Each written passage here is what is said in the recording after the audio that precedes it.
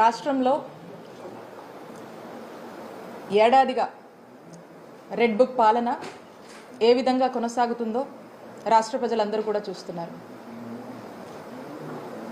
Red book రాజ్యాంగం ఏ విధంగా ప్రతి జిల్లాలో అమలవుతుందో, ఏ విధంగా రెడ్ బుక్ వల్ల ఎస్పెషలీ వైఎస్ఆర్ కాంగ్రెస్ పార్టీకి చెందినటువంటి యాక్టివిస్టులు, ఫాలోవర్లు, నాయకులు, ఎక్స్ ఎమ్మెల్యేలు, ఎక్స్ మినిస్టర్సు, అక్కడి నుంచి సామాన్య కార్యకర్త వరకు కూడా ఏ విధంగా అక్రమ కేసులకు, అలాగే ఇల్లీగల్ అరెస్టులు, ఏ విధంగా జైళ్ళల్లో పెట్టి ఇబ్బందులు పెడుతున్నారనేటువంటి విషయం రాష్ట్ర ప్రజలందరూ కూడా ఈ ఏడాదిగా చూస్తూనే ఉన్నారు. మరి అలాంటిదే రెడ్ బుక్ పాలనలో ఈరోజు పరాకాష్ట మన పల్నాడు జిల్లాలో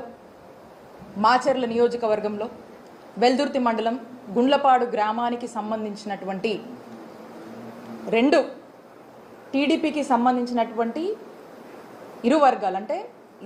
రెండు వర్గాలు కూడా గుండ్లపాడు గ్రామంలో ఇద్దరు టీడీపీకి చెందినటువంటి వాళ్ళ యొక్క ఆధిపత్య పోరు వల్ల మరి ఎప్పటి నుంచో మరి వాళ్ళ మధ్య ఈ ఆధిపత్య పోరులో భాగంగా ఏం మనస్పర్ధలో ఏంటో మనము అది పక్కన పెడితే, అది చివరికి వాళ్ళ యొక్క ఆధిపత్య పోరు ఏ విధంగా కూడా ఒక డబుల్ మర్డర్కి దారితీస్తుందో జిల్లాలో ఉన్నటువంటి ప్రజలు, రాష్ట్రంలో ఉన్నటువంటి ప్రజలు చూస్తున్నారు.